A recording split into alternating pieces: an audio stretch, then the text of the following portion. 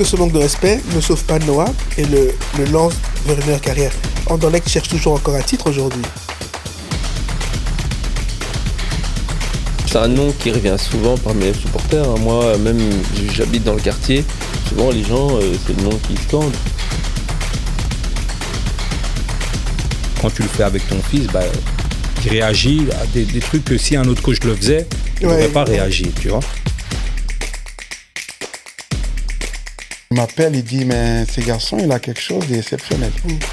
Quand je le vois jouer, sois tranquille, il va jouer. Bienvenue dans Football Undercover, le podcast qui vous plonge au cœur du football, là où les choses commencent réellement. Aujourd'hui, on va aborder un thème aussi essentiel que souvent méconnu, le rôle d'un parent dans le parcours vers le football professionnel. Imaginez, votre fils fait ses premiers pas au sein du club d'Anderlecht. Ensuite, à un certain âge, sa carrière explose pendant 2 saisons au club de l'Union Saint-Gilloise. Il continue son parcours au sein du football anglais au club de Sunderland, où il fait des prestations immenses chaque week-end en tant que milieu de terrain. Par la suite, il est même devenu international et représente son pays de cœur. Ce joueur, c'est Noah Sadiki. Aujourd'hui, on a l'honneur d'accueillir son père, Francis Sadiki. Francis, merci à toi d'avoir accepté notre invitation. C'est moi qui vous remercie de m'avoir invité chez vous et très content d'être ici. Voilà. Aujourd'hui, on va essayer d'aborder les thèmes sans filtre comme vous nous connaissez dans Football Undercover. Le quotidien d'un parent, les sacrifices invisibles, la gestion du stress, les décisions clés, les erreurs à éviter et la réalité du parcours vers le haut niveau. Mais avant de commencer, comme d'habitude, je vais présenter mes 2 acolytes. Notre agent préféré, Michael Lotika. Bonjour à tout le monde, bonjour Patrick. Donc Lotika, j'imagine que tu connais un peu la carrière de Noah. Oui. Et on donc, connaît bien et c'est vraiment avec plaisir qu'on est avec Francis pour parler de tout ça. C'est un grand joueur, donc et on va encore le voir exploser encore plus. Ton ascension ne fait que commencer. Ouais. Donc voilà. Et ensuite, comme d'habitude, notre coach préféré, Nicolas Olungu. Salut Patrick. Nico, pareil, donc j'imagine que tu aimerais bien aussi avoir un joueur comme ça dans ton effectif. Je suis surtout très très fier d'être avec Francis. Noah, comme vous le savez, je me suis même déplacé jusqu'au Maroc pour aller le voir. Donc très très fier d'être là. On représente notre pays, ça fait plaisir. Parce que les coachs sont pas prêts pour recruter les joueurs. Okay. Ils vont partout. Et avant de commencer notre épisode, donc on va remercier Bwin qui nous a rejoint dans notre aventure et qui nous aide dans la réalisation de ce podcast. Francis, donc on va commencer par rapport à la carrière de ton fils. Donc moi, la première question que je me pose, c'est toi, en tant que parent, à quel moment tu as compris que au-delà du rôle de père, tu serais aussi un acteur dans sa carrière? D'abord, merci pour la question. Je pense que c'est la première fois que je serai confronté à ce genre de podcast et je suis très content. Je pense que ça sera édifiant. À ce qui concerne la question, on va aller plus loin.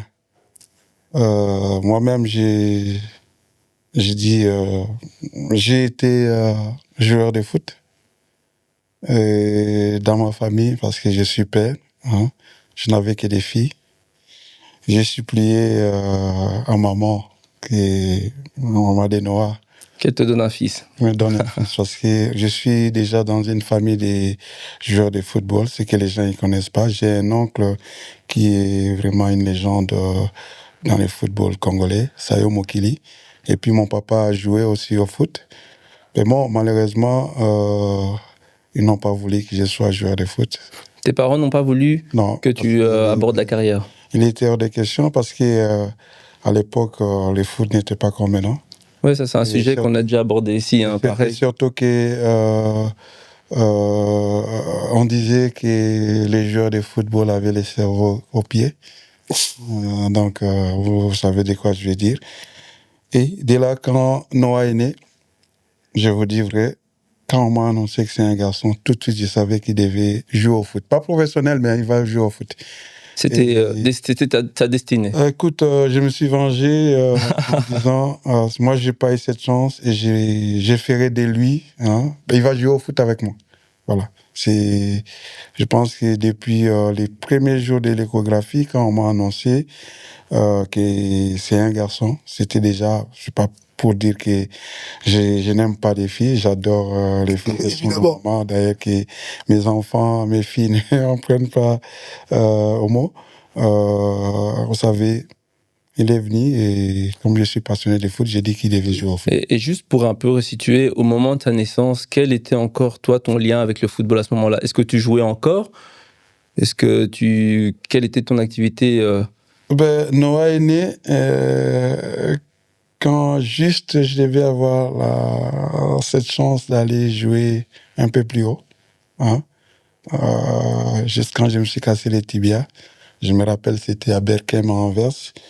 D'ailleurs, j'ai la broche encore jusque-là. J'ai joué au foot, hein, à tel point que Noah est venu me trouver au foot. Donc Noah pouvait encore te voir jouer au foot alors? Noah, il m'a vu. La première fois que Noah est venu me voir au foot, j'ai marqué un goal. Vous connaissez Amara Simba? Oui. Ouais. Mes gestes préférés d'Amara Simba. Ok. J'ai fait un bicyclette, c'était à Wolverhampton. Et ce jour-là, le public des Crossing, qui est devenu, Rizas qui est devenu Crossing, je me rappelle, il était à la tribune avec ma fille aînée. Et tout le monde chantait Francis, président. Francis, beau maillet, non? Non. Eh bien, écoute, j'ai couru dans tous les sens, sauf dans les sens où ils étaient. Tellement que c'était un goal très important. On était en première provinciale. Hein. On a été joué à Wolverhampton, c'était pas facile. Et j'égalise de cette manière-là. Vous savez, ces genres de goals, c'est pas donné à tout le monde, tous ces gestes-là. Et c'est ce que j'ai retenu du premier match que Noah est venu me voir. Il devait avoir 3 ans ou 4 ans avec sa sœur. Il a vu son père marquer un but. Oui. Et juste pour la petite histoire, tu jouais à quel poste à ce moment-là? Bon, j'ai commencé avant-centre. Hein, avant-centre. Et vous savez, comme tout le monde, quand on a un peu des muscles, je me suis retrouvé stopper à l'époque, défenseur central. Et puis, j'ai joué un peu comme Noah, back gauche, back droit. Et puis, tout ce qui est défensif, parce que c'était pas facile comme joueur. Il faut demander à ceux qui sont venus sur mon chemin. C'était dit costaud. Ouais, même s'il faut un cerveau dans les pieds, mais ça reste un sport physique. Hein, il y a des duels, quoi. Oui, ben écoute, j'ai toujours eu la chance. J'étais un défenseur dur, très dur envers mon homme. Souvent, je faisais peur aux attaquants adverses, ça c'est sûr. Et puis, quand je faisais un tacle, il fallait pas me tomber. Et quand tu dis que tu aurais pu aller plus haut si tu ne t'étais pas cassé le tibia, on parle de quoi? En fait, je me rappelle ces matchs-là.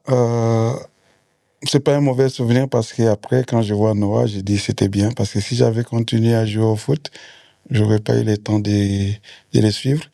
C'était à Berkem. Il y avait des scouts qui sont venus. C'était pour aller à Saint-Ouen. J'étais à Obstal. Ces jours-là, j'étais très bien dans les matchs. J'ai souvent l'habitude de tacler les autres. Et ces jours-là, c'est moi qui Tu t'es fait tacler. Qui me suis fait tacler. Et puis, la douleur que j'ai sentie, c'était une fracture pas ouverte. La douleur que j'ai sentie, j'ai demandé pardon à tous ce qu'ils ont eu aussi, parce que j'ai eu des tacles un peu... c'est le retour du karma. Ouais, voilà. Et je me suis retrouvé à Medellin. C'est un des, je dirais, mes mauvais souvenirs parce que j'ai gardé la broche. Et il y avait des scouts pour un match. J'ai joué, je crois, 19 minutes. Et puis, mon rêve s'est brisé.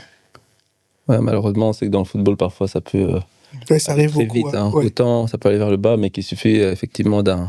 Mais quand je l'ai dit, je ne le regrette pas parce que je vous répète que sans cela, vous n'aurez jamais vu Noah. Ouais. Parce que je n'aurais pas eu le temps de... Comme quoi, c'est un mal. Pour un bien, on va dire. Ok. Donc, alors là, Francis, toi, tu arrêtes le foot. Noah, il commence à jouer à l'âge de 6 ans, c'est ça? Je vais déjà vous raconter, parce qu'avec Noah, il y a beaucoup de choses. Moi, je suis supporter des Standards. Mais non! Ah. Mais non, Francis, tu peux pas dire ça. Si, pas, enfin, tu peux pas, quelqu'un qui Francis. connaît du football. Si, Très bien. Francis. Oui. Je suis fanatique des Standards. Les fans d'Anderlecht, vous aimez. Un des plus grands clubs de Belgique. Voilà. Écoute, à l'époque où Mbokani et Axel Witsel et toute la génération, écoutez, après 25 ans, comme on dit, les Standards champions. Champion. Voilà. Mhm. Et j'ai contaminé un peu Noah. Hein? Je vais déjà essayer de vous dire quelque Mais chose. c'est une info de dingue, ça. Noah aussi, il est fan de Standard. C'est intéressant. En fait, le problème, c'est quoi? Le jour où Noah naît, c'est un 17 décembre 2004. C'est le jour des classicos, vous appelez ici. Ouais. Standard Anderlecht. Anderlecht. Il y a Compagnie qui joue contre, je vois, il y avait Axel Witsel et tout. Mhm. À l'hôpital, Noah est dans son berceau. On discute avec mes cousins et frères qui étaient là. Ils me disent, mais Noah va jouer à Anderlecht. Je les regarde, j'ai dit, il va jouer dans tous les clubs sauf Anderlecht. Aïe, aïe, aïe. Et je l'ai dit, mais c'est sur cassette VHS. Et j'ai encore la cassette. Comme quoi, l'homme propose, Dieu dispose. Et ben, Ouais, Noah n'a pas joué partout sauf à Anderlecht. Mais ben, par faute on va dire, un petit couac, il a explosé à Lignon. Comme quoi. Donc, c'est de là. Et puis, qu'est-ce qui se passe? Je deviens vétéran. Parce qu'après, je Ouais, commence à jouer à Absa et tout. J'amène Noah. Parce que bon, Noah, tout le temps, même depuis tout petit, il y a des photos. Noah n'avait soit les ballons, soit il avait les maillots des Real de Madrid grands. Je les mettais comme ça. Une façon de préparer un peu les spirituels. Je me disais, pendant la mi-temps, quand nous, on allait dans les vestiaires, il tapait les ballons.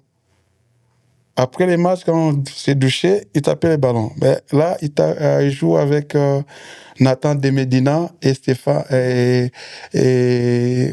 C'est pas Stéphane Janssens, c'est Max Janssens qui jouait en Anderlecht à l'époque.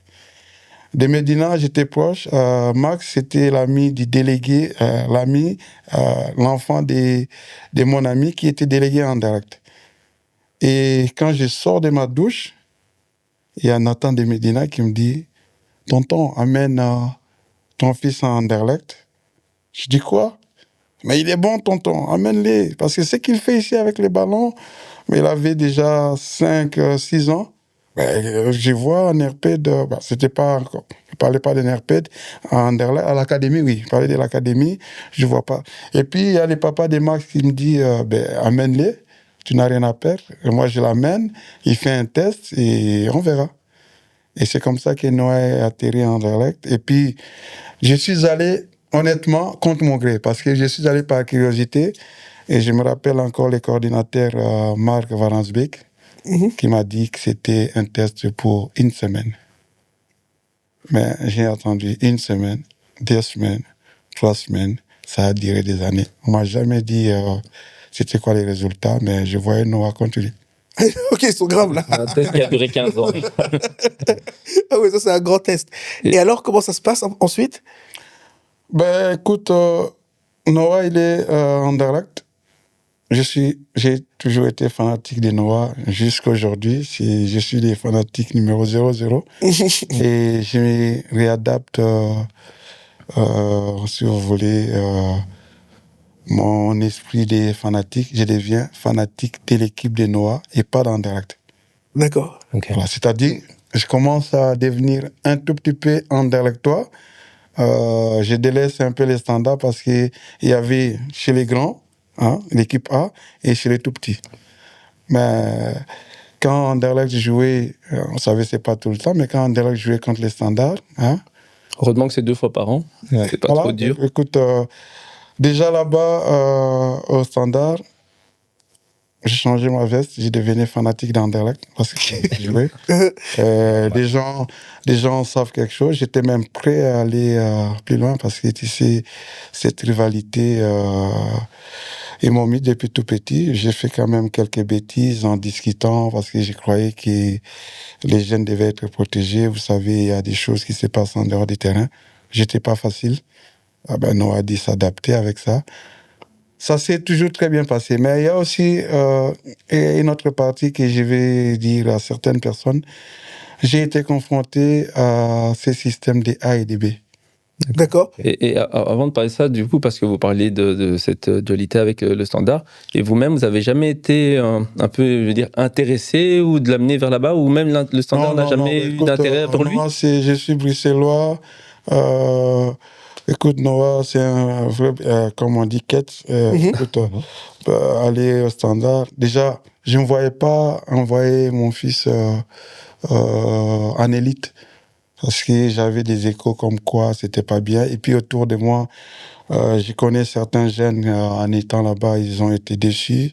Je voulais qu'ils restent encore près de la famille et surtout près de Bruxelles. Il était hors de question de... J'ai même pas pensé une seconde de l'amener en dehors de Bruxelles.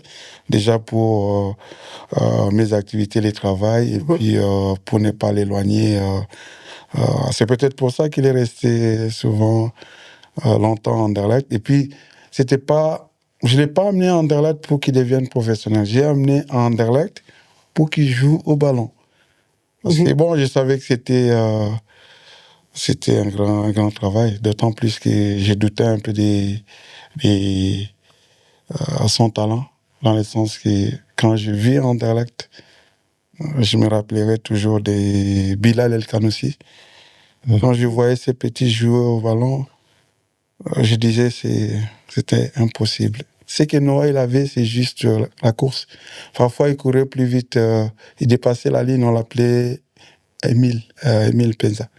Il était rapide. Oui. Noah, il était rapide. Hein, ah, mais c'est une qualité qu'il faut dans le football. Hein. La taille aussi, c'est aussi quelque chose qui, peut-être on en parlera. Question de la taille, ça c'est très important. Oui. Et il a été formé à quel poste? C'est une très bonne question. Noah n'a jamais eu de poste. J'ai même eu la chance d'avoir un grand monsieur comme compagnie. C'est là que j'ai compris. J'ai posé à compagnie quelle était la vraie place de Noah. Je vais stipuler exactement comment ça s'est passé. On va discuter. Peut-être si vous voulez, ça viendra après où j'ai dit maintenant. Tu peux nous dire maintenant, il n'y a pas de souci, on reviendra après. Oui, on peut discuter. C'était chaud. Noah il commençait déjà à prendre l'ampleur. On va discuter les contrats. Parce que c'est les derniers joueurs. L'histoire de Noah Anderlecht, c'est une histoire de fou. C'était le seul joueur qui jouait chez les 21 sans contrat. Attends, Francis, là on va quand même revenir en arrière. Tu nous dis que Noah, il est formé en Anderlecht depuis ses 6 ans. Oui.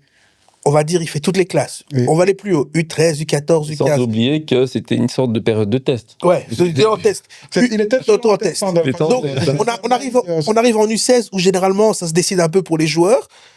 Il n'a toujours pas de contrat.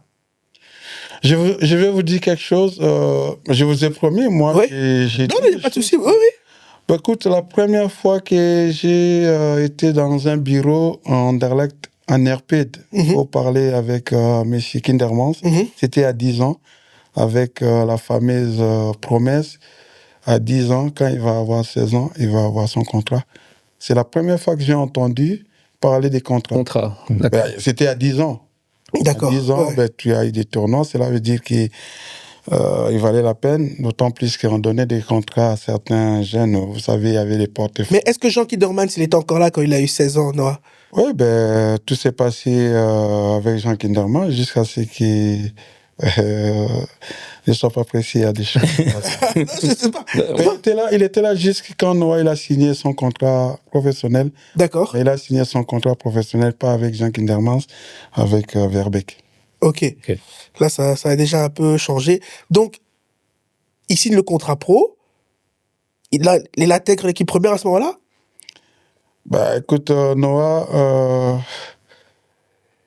c'est une histoire, parfois, j'ai dit, c'est un miracle. Je vous dis, la période où Noah doit signer le contrat, c'est la période des Covid, ben, on ne voit pas les contrats. Ouais.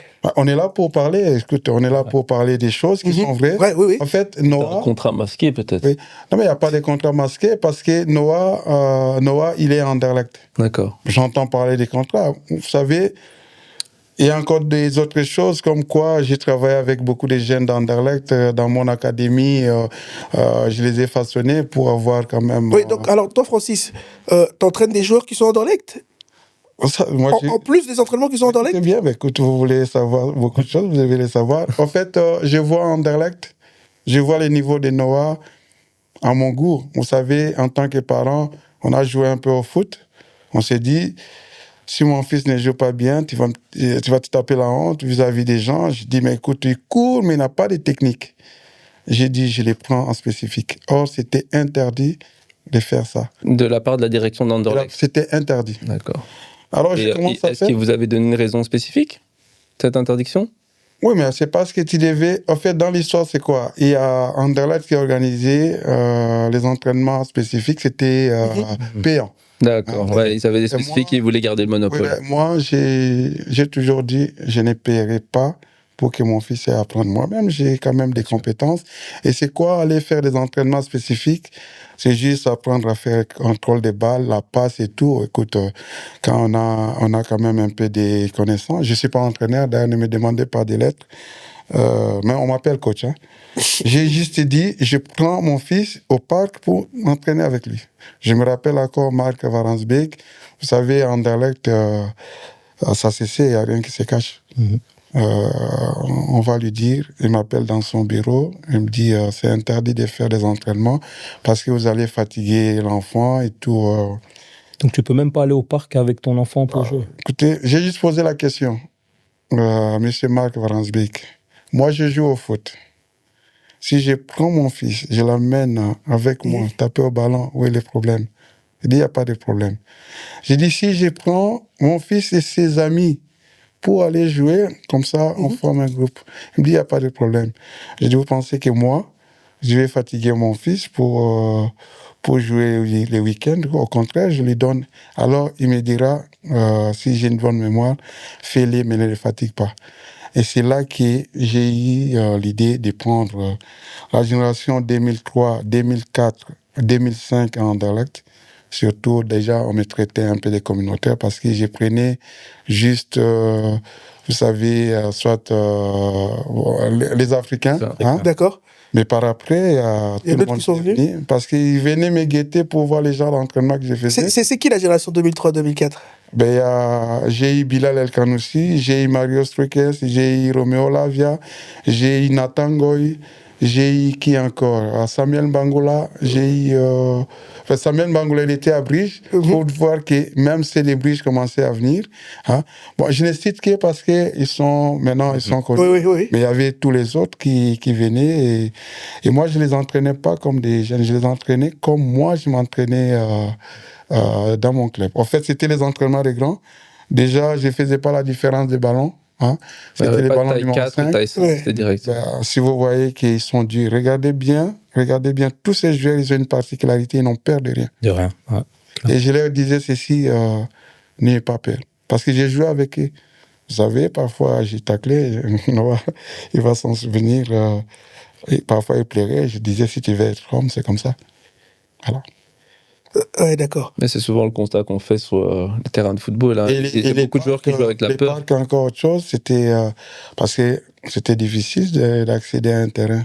Francis, et donc toi, qu'est-ce que tu dis aux parents qui donnent les entraînements en plus à leurs enfants? Tu leur conseilles? Tu leur dis que c'est une bonne idée? Oui, mais c'est pas facile de donner l'entraînement à son propre fils. Il faut l'associer avec des amis. Pourquoi? Entre père et fils, c'est toujours compliqué. Tu sais pas aller au-delà. Mais par contre, tu associes avec des amis. Hein, si tu sais faire une remarque à son ami et que l'ami prend rien, automatiquement, l'enfant, il comprend que c'est pas pour être méchant. Oui, il va peut-être dissocier le rôle de père, de coach, en fait, c'est ça. Mais bon, moi, j'ai toujours eu la chance. Je sais que les gens... moi, j'ai toujours eu la chance Quand on est à la maison, Noah, c'est mon fils. Quand on est au parc, sur le terrain, je suis le coach. Et il a toujours respecté. Même s'il plairait, après, il a toujours respecté. Et puis, après, je lui ai appris et je lui ai dit ceci. Je suis le coach. Si tu as quelque chose à lui dire, tu le dis, n'aie pas peur.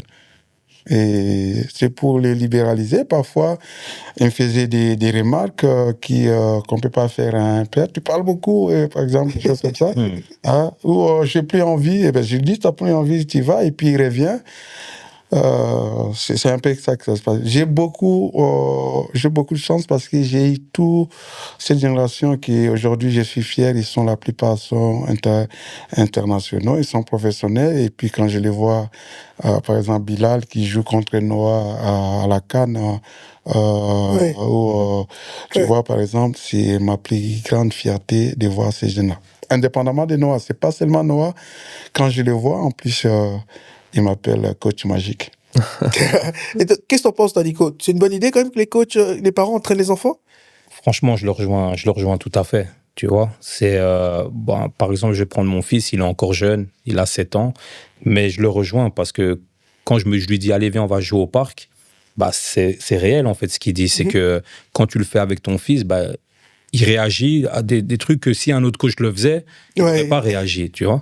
Et quand je le vois, par exemple, courir sur le terrain, je me dis, il sait faire ça. Parce que quand on va au parc, je vois pas ça. Donc, en fait, tout ce qu'il dit depuis qu'on a commencé, franchement, c'est réel. Et merci à toi de dire des choses comme ça, parce que je pense que ça va nous aider déjà, nous, mais ça va aider surtout les auditeurs qui vont écouter. Et voilà. Mais ce qui est intéressant aussi, ce que disait Francis, c'est que au-delà de son fils, il a entraîné un groupe, et donc il en a fait un groupe pour pas qu'il y ait que cette relation père-fils, quoi. T'allais pas tout seul. Et surtout pas n'importe quel groupe. Parce que oui, c'est l'avantage aussi quand t'as un groupe exceptionnel comme ça. Après, le coach, il était magique aussi. Donc. C'est coach magique. Écoute, il faut aussi, c'est très important, il faut aussi qu'il soit même, vous soyez un peu psychologue. Il faudrait pas... souvent, on a tendance à vouloir faire plus, hein, pour essayer de pousser son fils à faire. À un moment donné, il faut les lâcher. Il doit comprendre que c'est ici la relation entre coach, on appelle coach façon de parler, hein, qui reste un amusement. Et puis, ce qui est bien, c'est que ce que tu leur demandes, tu le fais d'abord toi. Il faut le faire. Si tu ne le fais pas, et moi j'ai remarqué, parce que ils avaient des thèmes d'entraînement, des gestes techniques, ils appelaient. J'ai dit, quand j'allais en Anderlecht, je voyais les mêmes entraînements que j'adaptais à mes entraînements. Par exemple, les dribbles, il y avait Garincha, Ginino, il y avait Okocha et tout, Zidane. Hein? J'ai dû apprendre aussi. Et j'emmenais ça. Et quand je faisais, ils me suivaient tout de suite. Et d'ailleurs, ils m'ont fait confiance parce que je me rappelle, il y avait un exercice de précision frappé sur la barre. Je m'amusais avec eux après chaque entraînement. Je disais, moi, je suis meilleur que vous, même si vous êtes en Anderlecht. Et quand je le faisais, surtout, j'avais une manière je disais, cette fois-ci, je vais toucher. Même si ça paraissait quand même de la magie, et j'ai touché. Et après, je l'ai expliqué. Vous savez pourquoi j'arrive à toucher? Parce que je fixe, je regarde, je me concentre et je viens mettre mon pied. Tu vois, pour pouvoir, et quand ça tape, je dis, qu'est-ce que je vous ai dit? Je suis meilleur que votre coach. Tu vois, c'est genre de trucs. Parfois, je leur disais, regardez ce que j'ai fait, votre coach ne sait pas. En fait, je suis en train de leur essayer de les mettre en confiance pour dire, ici, c'est pas le papa de Noah, en plus, il sait les faire. Donc, Francis, alors, Noah a le contrat pro, on est d'accord, mais il n'intègre pas l'équipe première. Non, Noah n'a pas le contrat pro parce que je viens de dire ici, c'est le seul joueur d'Anderlecht qui a même joué des matchs amicaux avec l'équipe première sans avoir les contrats. L'histoire du contrat de Noah, c'est un miracle. Mais à ce moment-là, quand il n'a pas de contrat, qu'est-ce que tu te dis, toi? Je ne sais pas, écoute, moi je disais toujours à Noah, ne regardez pas les autres. Ton tour viendra. Je ne sais pas, j'avais une force qui me disait... moi, je savais que Noah, je savais pas qu'il pouvait arriver, mais je savais que Noah, il finira par être un joueur acceptable. Parce que quand tu voyais sur le terrain, C'est le seul joueur d'Anderlecht qui est polyvalent. Vous ne savez pas m'en trouver d'autres. La preuve, Noah jouait partout, sauf avant-centre. Même, c'est ça que j'ai dit quand Compagnie, je pose la question à M. Compagnie les jours de l'obtention des contrats. On va parler comment est arrivé les contrats. J'ai juste posé la question à coach Compagnie. Je lui dis, Monsieur Vincent, j'aimerais savoir c'est quoi les vrais postes de mon fils. Parce que je le vois à gauche, à droite, et puis c'est pas fixe. Vous qui avez quand même l'expérience. Il m'a regardé, hein, il a pris du temps, il m'a regardé, il a dit, Monsieur Sadiki, je me demande si votre fils, je le mets au goal, s'il ne fera pas aussi mieux. Partout, il sait s'adapter, mais j'ai vu en Anderlecht, Noah jouer partout, sauf au goal et au numéro 9. Il a joué partout. D'ailleurs, il s'est révélé dans une place, dans un poste qui n'était pas... Donc, on l'appelait couteau suisse, d'ailleurs. Il était un peu partout. Et là, il est en équipe nationale aussi pour les Belges, il joue en équipe nationale. Oui, il joue en équipe nationale. Oui, hein. Il faut revenir au fameux contrat des Noirs. Oui, c'est ça qu'on va revenir. Parce que donc, il joue en Anderlecht, parce que c'est donc le club numéro 1 de Belgique. Oui. Il est en équipe nationale des jeunes belges. Oui. Et il n'a toujours pas de contrat. Il n'a pas de contrat et il a juste, c'est content juste des sponsors Adidas, une façon de parler. Ok. En fait, Noah, il joue, on en a marre. Hein, parce que, attends, tu as fait autant d'années dans Anderlecht, tu vois plus petit. Contrat et tu vois d'autres. Tu te poses la question, tu dis, il est bon, il n'est pas bon, mais il va toujours. Mais bon, lui, à un moment, il va à l'école et tout.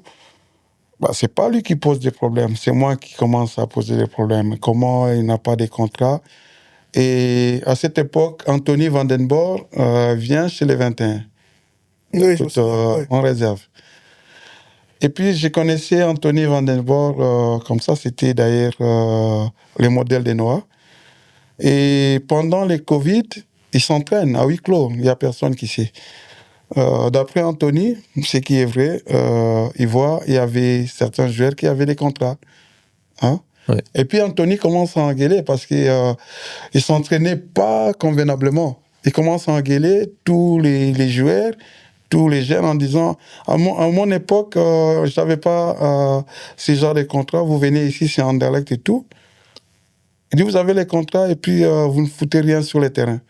Et puis Noah dit, moi, je n'ai pas les contrats. Et il a dit, tu te fous de moi? Il a dit, j'ai pas de contrat. Alors que tous les autres avaient les contrats.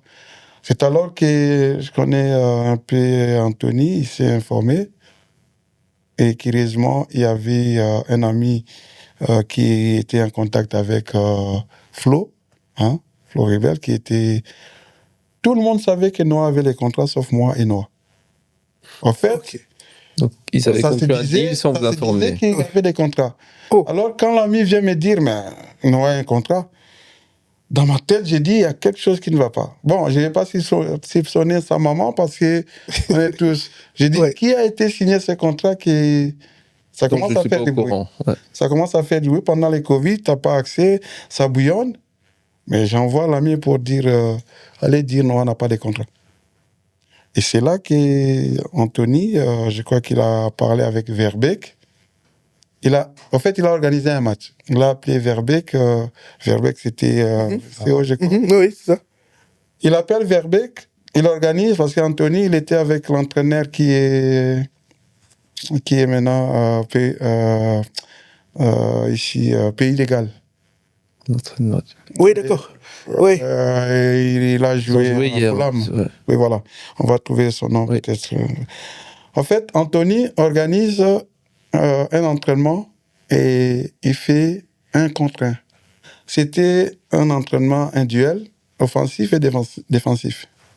Ce jour-là, Noah, comme il a dit, il a mangé et offensif et défensif. C'est là qu'Anthony se retourne vers Verbeek qui dit, celui-là, il n'a pas de contrat.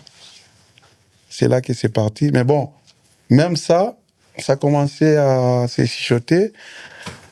Malheureusement pour Anderlecht, heureusement pour Noah, il y a eu ces fameux classicos qui devaient se jouer pendant les Covid. Hein? Les matchs étaient à huis clos, mais Compagnie organise 2 matchs. un match contre Zulte Waregem, il met tous ses gènes, les Mario Struikers, tout ça. Mais un match contre Westerlo, qui jouait la tête pour monter, hein, ben, il met Noah et Léonie et les Norvégiens qui est parti. Il les met dans l'équipe, soi-disant, l'équipe A. Alors, ben, moi, je sais déjà qu'il est dans l'équipe A. C'est juste pour aller les mettre là-bas. Il ne va pas jouer. Parce qu'il prépare les matchs dimanche contre Anderlecht. Moi, j'aurais aimé qu'il joue avec les jeunes contre Zulte Waregem, qui est en première division, mais on les met contre Westerlo. Comme on dit, il ne faut pas perdre espoir. Le Covid attaque, c'est pas Wood, mais c'est un défenseur central. Donc, il est forfait. Noah m'annonce qu'il va jouer. Bah, il est dans l'équipe parce qu'il y a un qui... Vous savez, quand il m'annonce, je ne crois pas. Je dis, tu vas jouer dans l'équipe, oui. Titulaire. C'est la première fois que je vois Noah en live. C'est-à-dire, les matchs contre Westerlo, hein, anecdote, on est à la maison pendant le Covid. Je considérais encore Noah jeune. Il oubliait parfois sa carte d'identité, des choses comme ça. Noah, il va en RPED. Après quelques temps, il m'appelle. Oui, je vais dire encore un truc. On s'était dit, s'il n'a pas de contrat, il arrête. Il va ailleurs. Tu vois? Mais pour quelle raison tu penses qu'ils ont mis autant de temps à signer ce contrat? Bah, peut-être pas déranger, parce que moi, je vais dire honnêtement, j'ai beaucoup... pas à ma façon d'être. Écoutez, j'étais toujours présent. Parfois, j'ai réagissé. Mais c'est quoi un papa qui dérange? Un papa qui, lorsqu'il y a des matchs, fait des commentaires, qui répond au coach, qui demande... Non, je ne réponds pas au coach. En fait, j'étais trop protecteur pour l'équipe. Et les gens pensaient que je défendais Noah. Par exemple, quand je vais au Standard, et vous savez, il y a aussi une forte concurrence. Vous savez, ces milieux-là, il n'y a pas d'amis. Il n'y a pas d'amis. Je me rappelle encore qu'Indermans me dirait un jour, vous savez, vous êtes souvent un groupe. Le jour où tu vas signer les contrats, vous n'allez plus manger des spaghettis ensemble. Cette phrase-là m'a fait comprendre beaucoup de choses. C'est-à-dire, on est un groupe. Les jours qu'on va signer les contrats, tu vas passer de l'autre côté. Et c'est souvent ça les cas. Mais moi, j'ai pas eu cette chance-là. Hein. Déranger dans le sens que papa s'est dit qu'il s'y connaît au foot. Les gens pensent que je connais beaucoup au foot parce que je parle de foot, j'ai fait mon académie avec ces jeunes. Parfois, je donne des instructions. Il y a des matchs qui Anderlecht gagne parce que j'ai 5 joueurs qui jouent dans la même équipe, que j'ai préparé la façon, vous savez, rentrer en touche en Anderlecht dans la formation, on ne montre pas. On n'a jamais montré.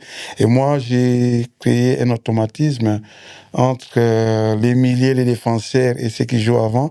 Ce qui fait que, je prends un exemple, Noah, quand Bilal il rate les ballons, pour que ça ne soit pas à sa faute, tu dois récupérer les ballons. Soit tu fais une faute, ou par exemple, je disais en lingala, ceux qui comprenaient, avance, comme ça, l'autre il fait sauter le ballon, et des choses comme ça.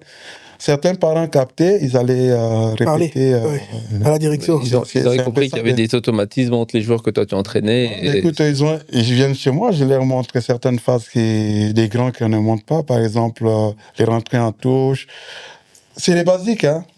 C'est pas que je contourne les consignes des coachs. Tu vois la rentrée en touche. Les coachs, ils veulent que tu jettes dans les pieds. Oui. Mais moi, j'ai dit, les joueurs avancent. Je demande aux autres, parce qu'ils étaient tellement positionnés qu'il y avait des avants et tout.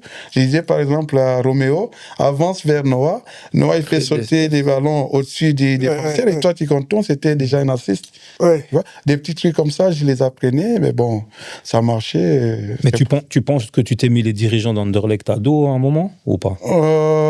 Pas seulement les dirigeants d'Anderlecht. J'ai senti que dans les chefs de certains parents, il y avait des choses qui n'étaient pas bien. Vous savez, on est dans un milieu aussi multiculturel. Parfois, quand tu as des répondants, ils ne veulent pas. Et c'est aussi une façon de dire, c'est pas manquer de respect. On n'est pas là non plus. C'est comme j'envoie mon fils à l'école. Quand j'envoie mon fils à l'école, j'ai quand même les contacts avec les instructeurs et tout. Et moi, je sentais qu'à Anderlecht, Il y avait une barrière, tu ne pouvais pas parler avec les coachs, tu ne pouvais parler avec personne. Tu étais là, tu étais juste un chauffeur, tu viens déposer ton fils, tu n'as rien à dire. Tout c'était tellement carré que je trouve que c'est, pour moi, non. Et avec le temps, maintenant qui est passé, tu penses que tu aurais réagi autrement? Imagine si tu pouvais retourner en arrière. J'allais rien changer parce que les résultats, il est là. Les résultats, il est là. En fait, c'est une autre façon de contribuer parce que c'est une collaboration. C'est vrai, c'est un grand centre de formation, on n'en disconvient pas. Écoute, ce n'est pas parce que c'est un grand centre de formation qu'on va juste observer. De toutes les façons, quand on va avec les enfants à la maison, on parle des matchs, on fait les débriefings, on fait beaucoup de choses. Ils regardent les télés, chacun il fait ce qu'il veut. Moi, j'ai eu Noah, il a la malchance avec son papa. Il a mordu aussi, vous voyez. Noah, d'ailleurs, j'ai remarqué ça dans ses interventions. Noah, il fait des belles analyses. Parce que je lui disais de me répéter les matchs. Tu l'avais déjà appris à décrypter. J'ai filmé les matchs, on regardait les matchs au téléphone. J'ai dit, regarde, cette solution-là, j'ai fait stop. Tu as fait la passe là. Et pourquoi tu n'as pas fait là? Tu vois, tous ces trucs-là, il pouvait. Je voulais savoir ce qu'il pensait sans lui mettre dans la tête. Tu vois? Et je lui demandais juste parce que, bon, il a eu cette pression-là de m'avoir. Je lui disais, tu n'as pas droit à l'erreur parce que chaque évaluation, on ne va pas te rater. Ouais. Il faut essayer d'être toujours à la hauteur.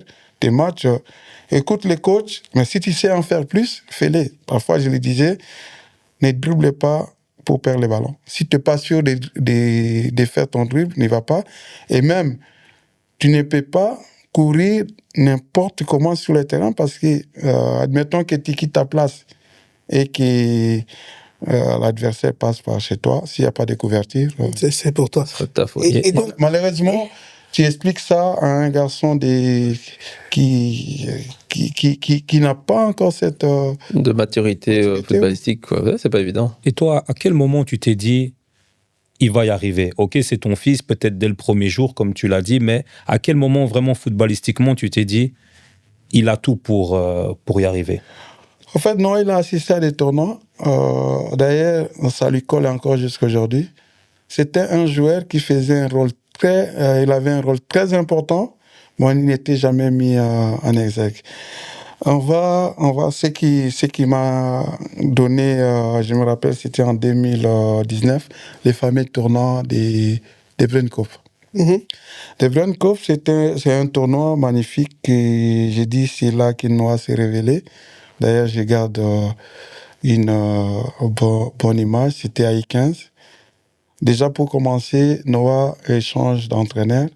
Vous savez, il quitte des entraîneurs affectifs contre un entraîneur qui est Benoît Agueman. C'est pas facile. C'est-à-dire, c'est pas qu'il est méchant. Il est en train de façonner maintenant, parce que I15, tu es presque à la porte. Il est en train de façonner un joueur. Figure-toi, tu as toujours été chouchouté. Bon, je vais dire chouchouté, tu as toujours été dans l'équipe type. Dans un certain confort. Et les premiers tournois, je me rappelle, Noah n'est pas repris dans les tournois. La première fois depuis qu'il est à Anderlecht, il va aller, vous savez, voyager en Chelsea. Quand tu es à Anderlecht, raté parce qu'il y a des autres. On annonce 2 semaines avant les tournois, la liste, Noah n'est pas dedans.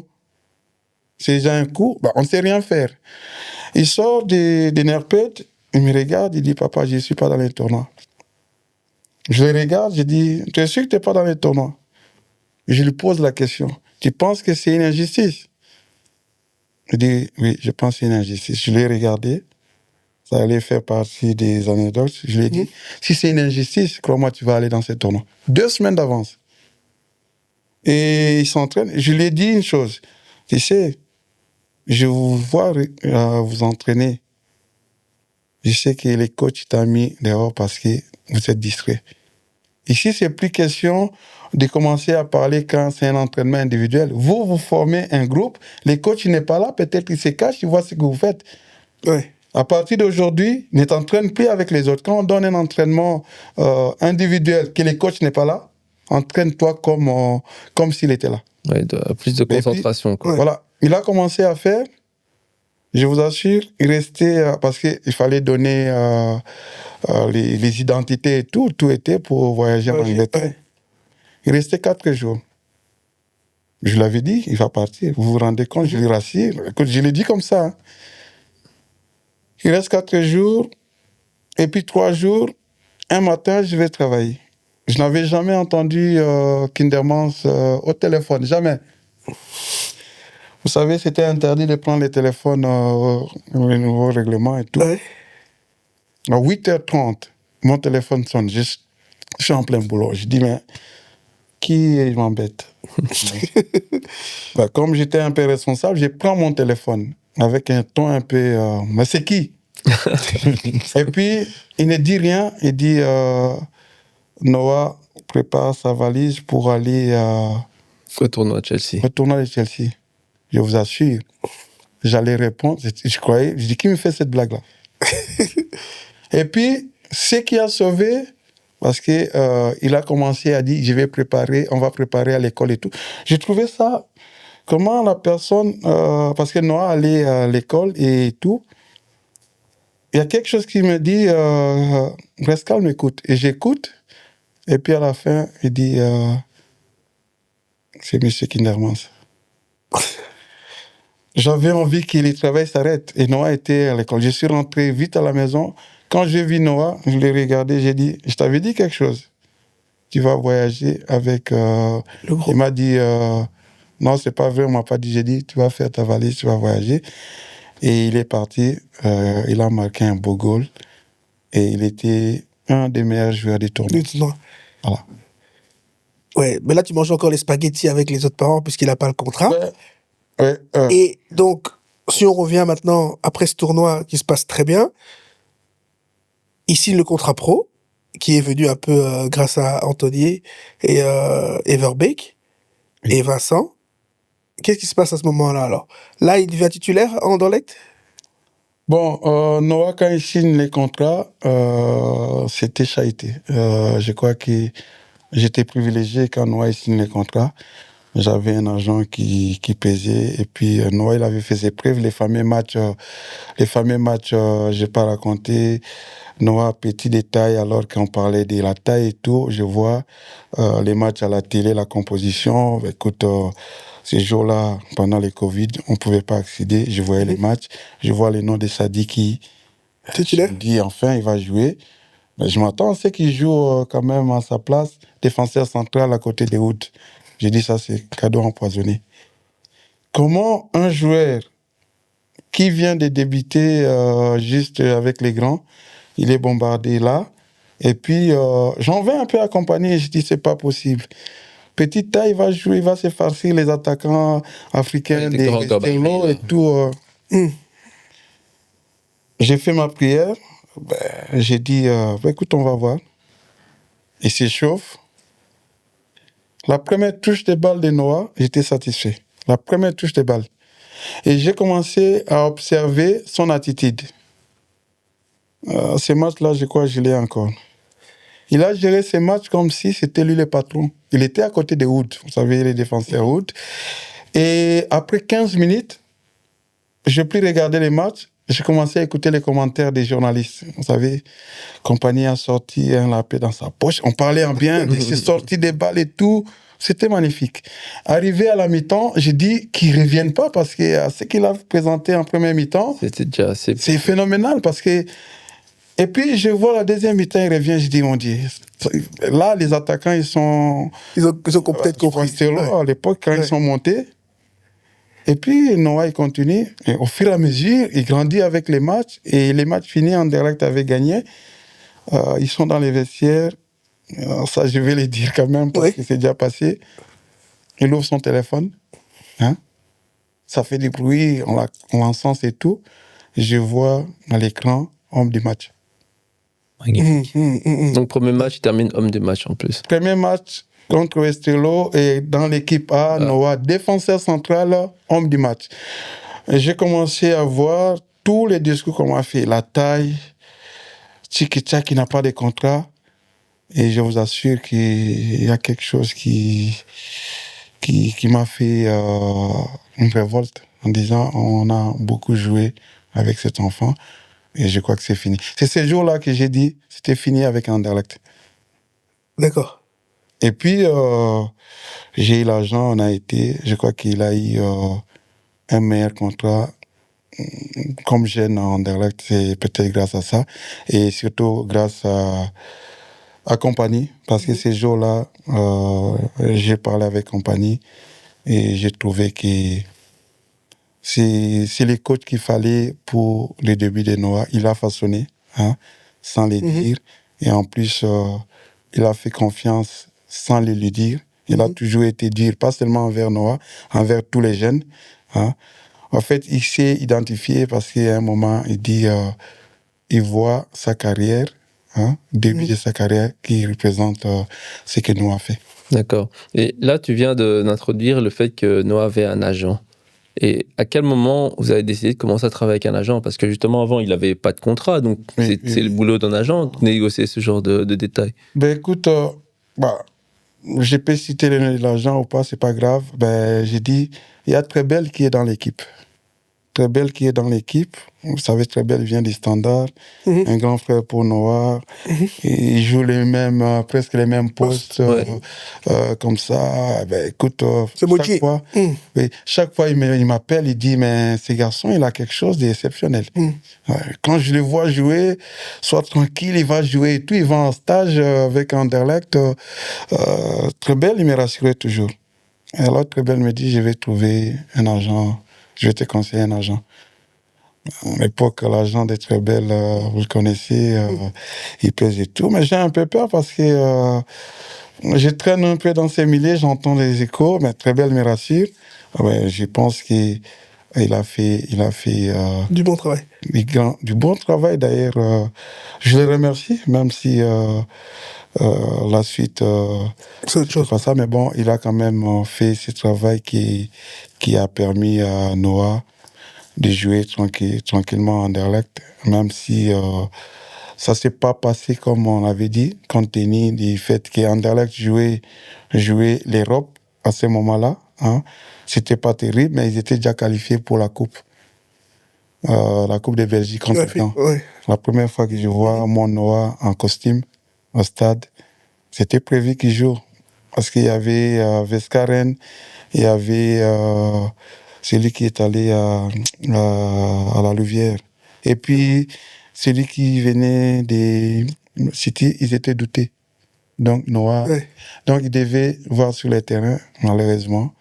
Il n'a pas joué. Ils ont joué. Et puis, les joueurs que Noah devait remplacer, il est rentré. Et puis, il a joué, je crois, 10 minutes. Il s'est reblessé et Noah n'a pas joué. Mais j'ai vu cette peine-là. Ils ont perdu les matchs au tir au but. Ouais. Mais ma grande satisfaction, c'était la première fois que je vois Noah dans les noyaux avec le costume. Et puis pendant les pénaltys, ils étaient là et avec les Mario, c'était magnifique. Et ma question par rapport à ce genre de situation, comment en tant que père, on peut gérer le fait que par exemple ton fils soit sur la feuille mais n'entre pas alors qu'il était attendu, et le fait qu'il devait rentrer. Donc comment toi tu en parles avec lui? Mais normalement on est en Anderlecht. Si tu es déjà sur la feuille des matchs, c'est déjà quelque chose. Bien sûr. Si tu es déjà parmi les joueurs qui sont élus pour faire les déplacements, c'est déjà une victoire. Mais même si, je vais dire honnêtement, si rentrer, pour moi, je pense que je serais content. Et maintenant, il y a l'épisode d'Anderlecht. Ok, mais maintenant, comment vous prenez la décision de quitter Anderlecht? Bon, de quitter Anderlecht parce que je trouve que, excusez-moi, c'est les termes que je vais utiliser. Oui, pas de souci. C'est un manque de respect. De la part de qui? Un manque de respect au niveau du staff. Tu peux pas, il faut déjà dire, coach Compagnie, il fait jouer Noah les derniers matchs contre Bruges, aller jouer à Bruges pour son match de baptême. Tout le monde a vu ces matchs-là. Noah, il fait un match avec Dironville quand ils sont rentrés. Ce sont les jeunes qui... d'ailleurs, les Gaules, ils ont failli Dironville quand il est rentré. Noah a joué tous les matchs. Il s'est farci qui? Noah Lang. Il s'est farci Noah Lang. Vous savez, à l'époque, Noah Lang, c'était un des meilleurs joueurs. Il a rempli sa mission en tant que jeune pour son premier match. Et puis, qu'est-ce qui se passe? Monsieur Compagnie, il bouge d'Anderlecht. Il nous reste Mazou. Mazou qui vient, avec les plans comme quoi on dit Mazou ne fait pas jouer les jeunes, mais Noah il va avec Mazou en stage.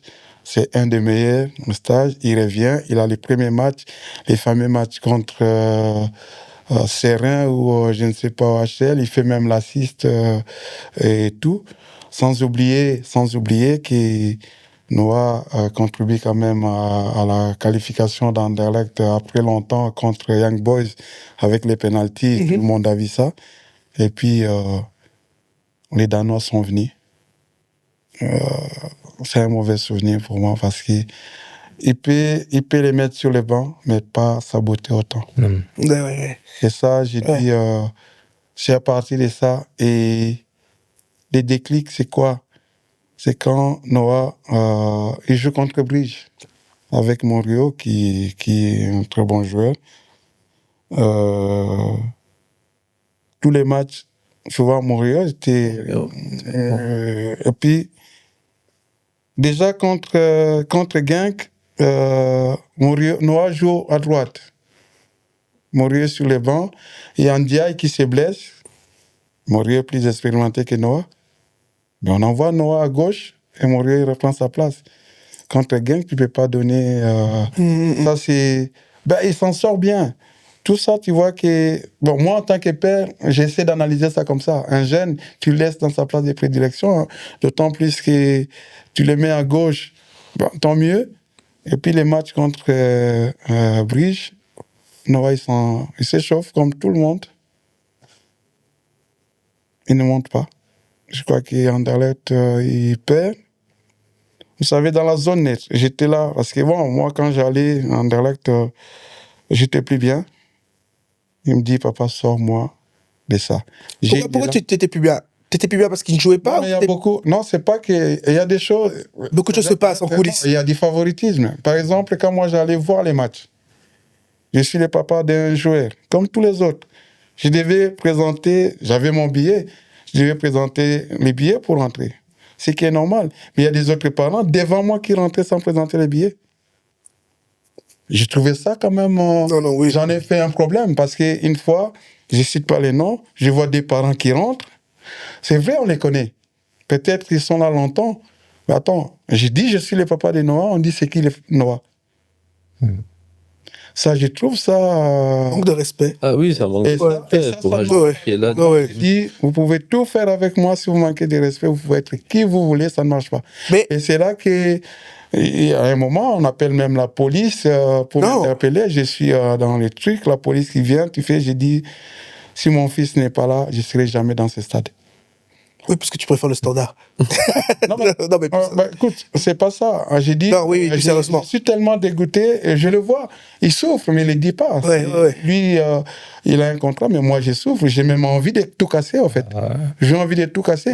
Parce qu'il ne démérite pas. Quand il joue les matchs, il n'a jamais démérité. Il a fait ses matchs. C'est vrai qu'il ne sort pas du lot, mais il y a des matchs pour son jeune âge. Il en a fait... Citez-moi combien de matchs Noah est passé à côté d'Anderlecht alors qu'on ne l'a plus regardé. Francis, est-ce que ce manque de respect ne sauve pas Noah et le lance vers une meilleure carrière? Anderlecht cherche toujours encore un titre aujourd'hui. Alléluia. Anderlecht cherche toujours un titre aujourd'hui. Écoute, Noah a été le prendre. Noah a été le prendre et pas n'importe où. Attends. En fait, je suis un père qui laisse la liberté à mon fils. Qu'est-ce qui se passe? Noah me dit ça. Mais bon, j'ai pu beau parler, je connais aucun club. J'ai pas de club, j'ai pas de relation avec... Et puis, il y a l'Union qui vient, qui parle avec... L'agent. Il y a un jeune, parce que moi j'ai beaucoup de jeunes qui sont aussi autour de toi. J'ai juste demandé d'aller sonder l'Union. Parce que l'Union est avec Brighton. J'entends des échos comme quoi Brighton, vous savez, des échos comme ça. Je dis, va un peu voir avec l'Union. Et quand il va voir avec l'Union, il dit, l'Union est intéressée s'il y a moyen de discuter. Ouais. Bon, moi, je ne vais pas discuter. En fait, je laisse soit Noah et quelqu'un d'autre. Mais là, il a un contrat avec Anderlecht de combien de temps? Il restait encore quelques temps de contrat. Parce qu'ici, c'est la Belgique, c'est pas l'Angleterre. On part pas facilement. Hein. Oui, ben, écoutez bien, qu'est-ce qui s'est passé. Noah, il va discuter, évidemment, avec les mêmes agents, Uh-huh. et il revient. J'ai eu la même réponse. Un peu plus tard, je vous dirai, j'ai eu la même réponse qu'à Sunderland. Il vient, il dit, papa, c'est là que je vais jouer. Je dis, comment ça, tu vas jouer? Il dit, c'est comme si les coachs me connaissent. En fait, il a parlé depuis que Noah était tout petit. On lui a dit. Et ce qui a poussé Noah à jouer, c'est parce qu'on lui a dit, tu vas jouer au milieu. C'est qui le coach à ce moment-là, alors? C'est Blessing.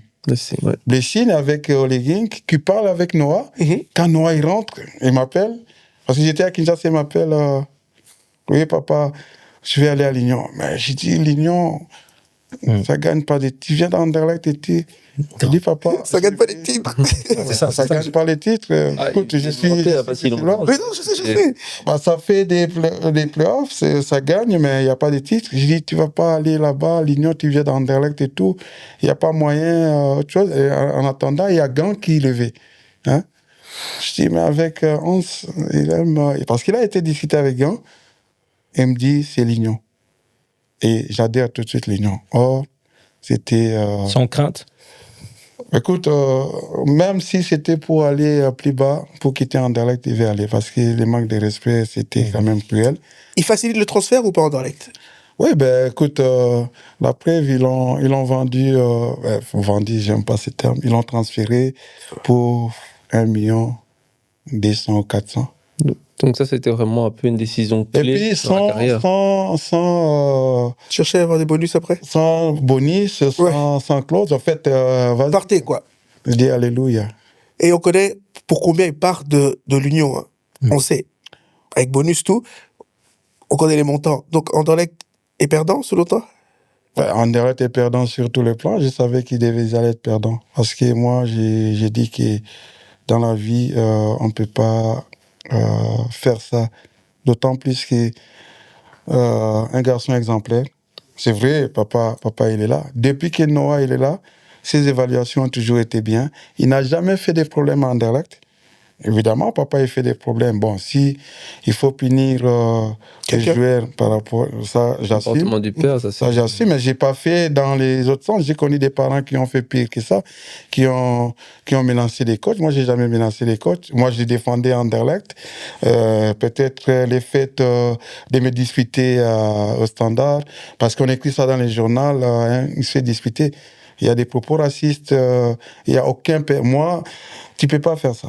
Tu peux pas... Déjà, en tant que joueur, je ne mets pas des propos racistes. Et quand, en face de moi, on est en train d'insulter ces propos-là envers des jeunes, enfants, hein. j'ai réagi. Peu importe la sanction. D'ailleurs, bon, je n'avais pas... Ils ont compris, mais bon, c'était pas la meilleure façon de réagir. Mais bon, en tant que père, je voudrais pas... On insulte les enfants, ouais, c'est normal. T'as été interdit de stade ou quelque chose? Anderlecht ne veut plus que tu viennes au stade? Non. En fait, les parents d'Anderlecht, ils ont envenimé pour dire que chaque fois et tout, j'ai été... Ah, d'accord, ils ont profité On s'est arrangé pour que j'essaie un peu de prendre des distances. Mais bon, il faut dire aussi qu'Anderlecht a compris les rôles qu'il jouait. Parce que si tu fais ça, on te met dehors. Ouais. Et maintenant, donc l'Union arrive. Tu le vois évoluer à l'Union. Qu'est-ce que tu ressens? Parce que son football a évolué. Je vis les sourires chez Noah. Je vis les sourires. Je vis l'envie. D'autant plus qu'il n'est pas allé à l'Union pour être titulaire. Il est allé à l'Union pour mériter sa place, au cas où. Et je vois un garçon épanoui. Ben, écoute, parce que les derniers temps, c'était difficile. Il ne les montrait pas, mais moi, je vivais ça. Il allait à l'entraînement. Les week-ends, parfois, il n'était pas pris. D'ailleurs, il est reversé chez les 21 pour jouer. Là, il s'est libéré parce que là, il était content de retrouver le football. Hein? Ça, il se fait jouer, c'est ça. Il a été champion pour la première fois avec les I-21 contre Genk, et, effectivement contre Bilal et tout. Il a pris les goûts de jouer et puis l'Union est venue. D'ailleurs, j'ai vu que Noah s'était épanoui. Je suis sûr qu'il me le dira après que je me suis dit, un jour Anderlecht va me regretter. Il me l'a dit. Il a dit, papa, ne fais plus de problèmes, un jour Anderlecht va me regretter. Voilà. Oui, oui. Donc là, il casse baraque avant d'aller même à Sunderland. C'est la folie, puisque on connaît tout ce qui se passe avec l'Union. Euh, il joue et son football est encore meilleur à l'Union. Et moi, je rajouterais même que quand on entend Union, on entend Sadiki avec, parce que à ce moment-là, il casse baraque. Il casse baraque, il est vraiment au-dessus du lot et allez, on le voit tout le temps. En tout cas, c'est un nom qui revient souvent parmi les supporters. Hein. Moi, même, j'habite dans le quartier.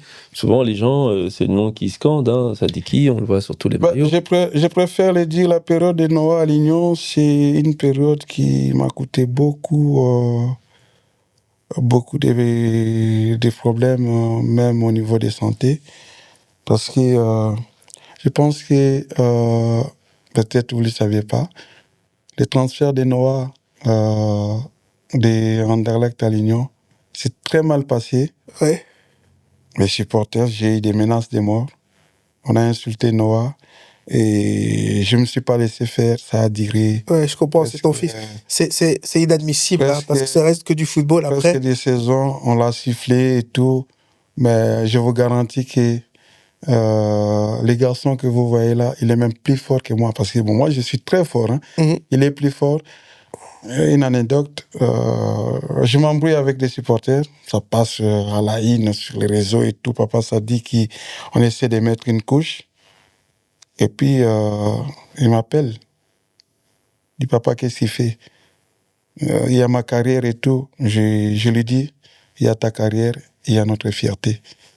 Mm-hmm. Si les gens se permettent, si tu penses que tu vas être ces joueurs-là, mouton, où on doit venir te manquer de respect et puis tu vas aller servir, s'ils touchent un seul, ne serait-ce qu'un cheveu, ils me trouveront. Je préfère autre chose que ça. Et puis il me dit, je me suis embrouillé avec lui. Il me dira, regarde, tu passes à la haine, tu es ridicule. J'ai dit, écoute, c'est pour la bonne cause, tu comprendras ça un jour. On s'embrouille tellement, elle me dit, papa, c'est très dangereux, tu connais pas ces gens. Alors, moi, je dis, j'en ai connu d'autres. Ils peuvent être 1 million pour toi. Je ferai tout. Toi, c'est très important de défendre ton fils, quoi. Pour me calmer, figurez-vous ce qu'il m'a dit. Papa, je vais utiliser les termes. Hein? Ferme, ouais, vous savez. Ferme. Hein? Et moi, je vais répondre sur le terrain. Sinon, tu ne viens plus voir les matchs. J'ai eu des larmes aux yeux. C'est la première fois qu'il a utilisé ces termes. Et puis, c'était quoi? Une semaine après, il devait jouer en coupe contre Anderlecht à l'Union. Allez regarder ces matchs-là. On dit à tous les abonnés, allez regarder ces matchs-là. Regarder ces matchs-là. Non, allez regarder. Union, Anderlecht. Allez regarder ces jours-là. J'étais à la tribune. En fait, il me dit, papa, reste calme, je vais répondre sur le terrain. Souvent, regardez quand Noah il sort du terrain, je regarde ses échauffements. Même maintenant, je regarde les échauffements de Noah. Et à partir de l'échauffement de Noah, je sais voir si... il est dans un bon jour ou pas, quoi. C'est la seule fois que j'ai vu Noah, au lieu de s'échauffer, il dansait. Il dansait, il jouait les ballons, il dansait et tout. Je ne comprenais pas. Je dis, mais il ne suit même pas les consignes. Tu vois, l'entraînement libre, il danse, il essaie de faire des gestes. Et puis, comme un esprit, tu vois, quand il sort de la zone, il fait ses mains comme ça. Je vous assure que c'est comme si j'étais transcendé à quelque chose. Sa première touche de balle, je vous dis, allez regarder ces matchs. C'était homme des matchs. À lui tout seul, il a rendu tous ses... Je me rappelle encore des Bouchoiries, les pauvres, son ami, il a ramassé un petit pont juste à côté de moi. Il lui manquait juste le goal. D'ailleurs, c'est lui qui fait l'assist sur de quelle manière. Et c'est ce jour-là que j'ai dit, je suis délivré. Et parce que bon, on est un peu croyant. J'ai dit, je me calme maintenant. On va te siffler. D'ailleurs, je lui ai dit, quand tu vas aller en Anderlecht, on va te siffler. Tu sais, les joueurs, on ne siffle que des grands. On a sifflé Figo. Toi, on va te siffler en direct. Mais malheureusement, je n'ai pas été au match. Mais quand j'ai entendu les sifflets, ils avaient des briquets et tout. Je n'ai pas voulu en parler jusqu'à quand il est arrivé à Sunderland parce que ça m'a fait mal. C'est comme si un papa fait une bêtise pour que son fils se fasse... punir avec puis, des jets de sifflet, quoi. Je lui ai posé la question. Il m'a dit, papa, 5 minutes, j'étais dans le vide. Après les 5 minutes, Augustin, il vient, il me fait un tacle. Et quand je lui réponds, on vient encore voir les matchs, c'était Vertonghen qui ramasse un petit pont. Et ben écoute, tous les matchs d'Anderlecht, et Noah, il est sorti grand dans tout ça. Il est sorti grand à tel point qu'il m'a même appris, moi, à rester calme. Ça sert à rien, il faut parfois relativiser les choses. Et Francis, j'ai une question que j'ai vraiment envie de te poser depuis le début, mais bon, on doit suivre le fil. À l'Union Saint-Gilloise, il obtient sa première sélection avec le Congo, je pense. Oui. Qu'est-ce que tu as ressenti à ce moment-là? Bon, je pense que... Mais Francis, avant même que Nico, je vais poser une autre question. Pourquoi il va jouer avec le Congo? Bon, il a grandi, il est né ici, lui. Vous savez, quand tu as connu... Noah n'a pas connu le Congo. Il a été au Congo 4 jours. Il avait quoi? Il avait 8 ans. Et il a toujours joué Pour les sélections en Belgique. Sélection belge. D'ailleurs, la dernière étape, c'était I-20 pour accéder à I-21. Ben, écoute, c'était une fierté qu'il joue parce qu'avec la Belgique, on voyait de bonnes choses. Je suis à Kinshasa. Noah m'appelle. Il dit, papa, je vais aller jouer avec les I-20. Il est à l'Union. Il joue le premier rôle. Ben, il va aller jouer à I-20 ça n'a pas de au sens. Congo. Mais je lui dis, qu'est-ce qui ne va pas? Il dit, papa, on m'a appelé, les amis lui ont appelé pour aller jouer avec les I-20, avec Trésor Nlenga. Je dis, mais tu vas pas aller au Congo comme ça et tout. Et puis on en discute. Je lui dis, si c'est aller au Congo, qu'est-ce que ça représente? Il y a aussi tout ce qu'on dit là. Il y a les Kissi, il y a tout. Ce qui était intéressant. D'abord, il va jouer. Il va jouer chez les I-20. Ça se passe bien. Je vais voir les matchs de Noah avec les Congo, à Lomel. Ben, je les vois avec les maillots, mais je le trouve plus beau. Et puis, il a très bien joué. Et puis, il va en Tunisie. Et quand il va en Tunisie, qu'est-ce qui se passe? L'ambassadeur lui remet un drapeau, il devient capitaine. Et ça commence déjà. Et puis, il revient, on lui promet d'aller en équipe A. Et tout de suite, il y a la CAN 2024 qui s'approche. Vraiment, on lui fait la promesse. Je discute avec lui, je dis, tu vas aller au Congo, tu sais, il y a ça. La décision est prise, avec maman évidemment. Écoute, on essaie de faire en sorte qu'il... Je lui dis, papa... Donc toi, tu essaies qu'il n'y aille pas, alors? Non, j'essaie de... C'est pas qu'il n'aille pas. Je lui fais savoir, parce qu'il ne connaît pas. Il ne connaît pas, là, il va. Écoute, c'est mon rôle quand même d'essayer de prendre des bonnes décisions. Qui prennent... Orienter. Voilà, d'orienter. Je connais les Congo, que je viens de là, je sais ce qui se passe avec la formation, avec les avantages et tout. Ben, moi, je vois à ce moment-là, je vois autre chose que lui. C'est sa réponse qui m'a refroidi. Et c'est la deuxième fois que j'ai trouvé Noah comme si c'était un ange. Il me dit, papa, j'entends souvent vous parler en mal de ces pays. Alors, si personne ne bouge, ça va pas. Attends, vous vous rendez compte, c'est votre fils qui vous dit alors qu'il a été juste... 2 fois 8 ans, oui, 8 ans. 4 jours, et puis il ne connaît pas. Et puis il enchérit, mais tous les autres qui jouent, par exemple en Belgique, après c'est quoi? Je vais aller voir de mes propres yeux. Ben, on a dit, vas-y, on va t'accompagner. Et c'est là qu'il a été. Et bien qu'il a raté la CAN, c'est pas grave. Aujourd'hui... Mais il a joué celle du Maroc. Ben, c'était celle qui devait jouer parce que l'autre là, le destin ne voulait pas. Ben, il a joué la bonne CAN en étant titulaire. Et puis, dans la peau des quand même à son âge, Mais toi, donc en tant que papa, déjà, moi, je vais t'expliquer, c'est la première fois que je voyais le Congo jouer, donc le pays de mon père, où, allez, ta pour moi, famille, je suis presque 100% congolais. Ça m'a fait quelque chose. Ça m'a fait quelque chose de les voir monter sur le terrain, de s'échauffer, quand ils ont marqué contre le Sénégal, incroyable. Mais toi, en tant que papa, ça a dû être quelque chose de fou. Bouillant. Bah, écoutez, c'est déjà un message en disant on peut choisir sa nation indépendamment de tout ce qui se présente avec tout ce qui s'ensuit Ouais. et être heureux. En fait, quand je vis Noah dans la sélection, déjà à Kinshasa, j'ai été voir quelques matchs. Il était sur le banc, il est monté.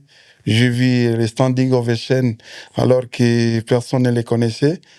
Ah ben écoute, automatiquement, je me suis mis dans la situation des fanatiques d'abord de Noah et puis de mon pays. J'ai trouvé ça exceptionnel. Et dire que si on m'aurait dit il y a quelques années que Noah va jouer la CAN avec le Congo, avec ce que je vis là, je signerais. directement. Donc c'est une joie immense, d'autant plus que moi, j'ai pas eu cette chance. Ouais. J'ai un oncle qui a peut-être joué et mon père, il a eu une sélection, mais lui, en étant jeune, et c'est pas n'importe comment, en ayant fait ses choix que beaucoup n'ont pas pu faire, et je trouve que c'est exceptionnel, c'est un bel exemple. C'est pas parce que c'est mon fils, je trouve que le courage de se dire je vais aller et il a pris ses responsabilités. Francis, au moment où on tourne ce podcast, on est aujourd'hui vendredi, d'accord?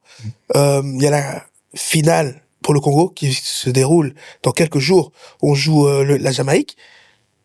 Qu'est-ce que tu as envie de dire aux joueurs qui ne sont pas là aujourd'hui, qui peuvent être dans l'équipe nationale du Congo? Est-ce qu'il est trop tard pour eux? Est-ce qu'ils doivent venir maintenant? Le Congo, c'est encore un chantier.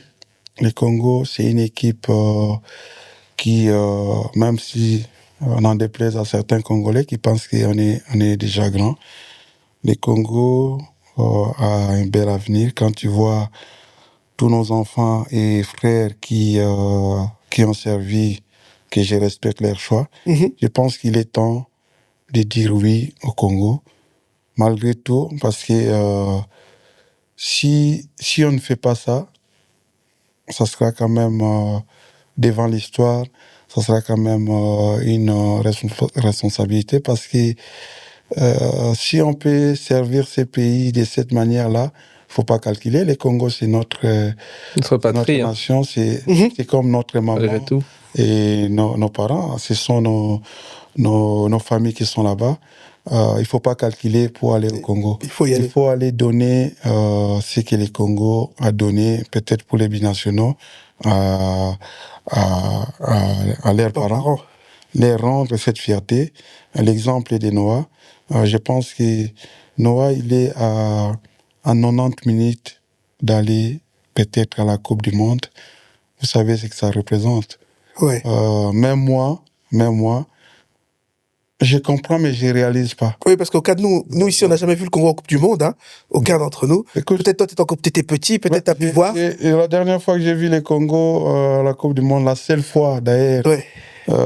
c'était la télévision noir et blanc. Je savais à peine les joueurs. Hein. Devinez mon âge à cet âge-là.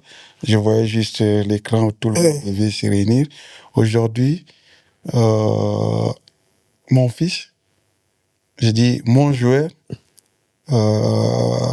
mon sang, et en 90 minutes d'écrire l'histoire de ces grandes nations, tout en passant tout ce qui s'ensuit, parce que Noah, il a passé toutes les étapes des joueurs, c'est-à-dire dans les bons ou dans les mauvais sens, il a tenu et il a fait ses choix courageux qui se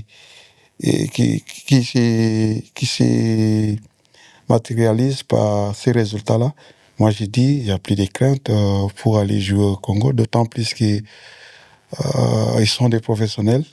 Ça ne vous interdit pas de jouer dans les grands clubs, Évidemment que non. dans les championnats, parce qu'on voit maintenant des joueurs congolais qui jouent en Angleterre, qui est les meilleurs championnats. D'autant que Noah, il est là, vous suivez quand même. C'est encore une autre... Sa nouvelle carrière à Sunderland, bien sûr. Tout le temps là, peut-être ça va changer les donnes. Ouais, c'est clair. Moi, je convie à tous les binationaux, évidemment, c'est leur choix, mais... Oui, ça doit rester un choix. Qu'ils essaient la méthode Noah, je crois qu'ils ne seront pas déçus. Francis, ici, on passe vraiment un bon moment. Je pense que c'est un podcast qui doit avoir un deuxième épisode. Ça, c'est obligé. Nous, on estime que ça, c'est l'épisode 1 et qu'il y aura l'épisode 2. Ouais, parce que je pense qu'il y a encore beaucoup de choses à dire. On a encore beaucoup de choses à dire. Le transfert et puis à la suite l'aventure de Congo, parce que effectivement, malheureusement, on touche un peu à la fin de l'émission. Ouais. Donc, on va reprogrammer une date. Alors, mais avant de terminer, donc c'est une petite tradition dans notre podcast, on termine toujours par une question qu'on appelle la question undercover. Donc, c'est si tu as une anecdote à nous raconter sur toi, ou toi avec Noah, ou vraiment c'est toi qui choisis librement, mais qui est un peu méconnu et que tu as envie de dire. L'anecdote que je vais dire avec Noah, j'ai déjà dit une qui est passée. Noah, il est tout petit, hein? Il joue chez les jeunes, il dit c'est tout. On parle un peu des fétiches. Hein? Je dis à Noah, tu sais que tu vas marquer un goal aujourd'hui. Le match d'aujourd'hui, je crois que c'était un match contre Bruges et tout. Je dis, moi, j'étais un charlatan. Hein. Écoute, il ne comprend pas. Hein? Et puis, j'ai dit, attends, vous savez, des élastiques et les femmes mettent. Je dis, Noah, viens. On s'éloigne. Je dis, c'était de ça, maman. Je mets ça ici. Je dis, ne montre à personne. Tu vas marquer un goal, hein, et je crois que ça sera les goals qui va vous faire gagner les matchs. Mais il faut shooter, hein. Il ne dit rien, en fait. Il est là.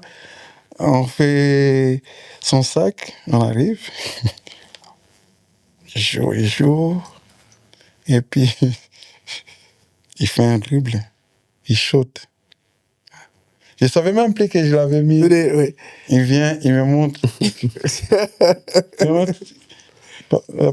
Et puis, il dit aux autres, mon papa, il a fait les gris-gris fous.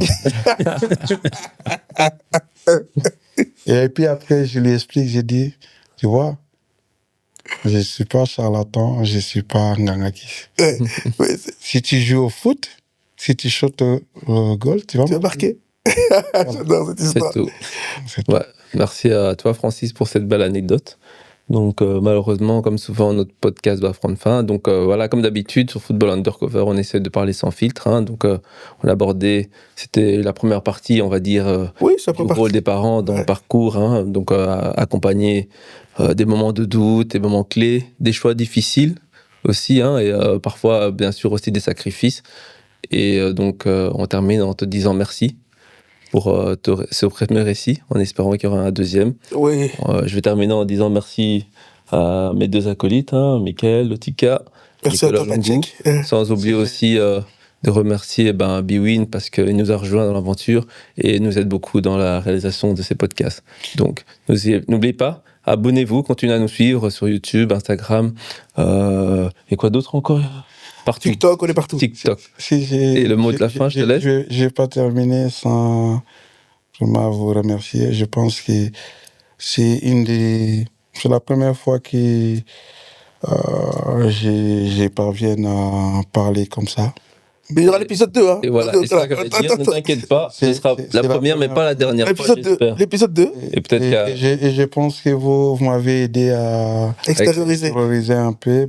Vous n'avez pas remarqué l'émotion que j'avais. Je vous remercie et je viendrai quand vous m'appellerez, je viendrai. Et je Merci. croise les doigts qui... Ce sera après notre... ouais. La prochaine fois, ça sera avec la qualification. Ouais, voilà. C'est ça ouais. que j'allais dire. Voilà, ça va. La prochaine fois, ce sera avec la qualification et pour la Coupe du Monde. Voilà. Je vous remercie. Merci Francis, vraiment. C'est à toi, Francis. Merci à toi aussi et n'oubliez pas, abonnez-vous à notre chaîne et merci encore à tous ceux qui nous soutiennent comme Bwin et mes 2 acolytes. À très bientôt, au revoir. À bientôt. À très bientôt. Bwin TV, du sport et plus encore.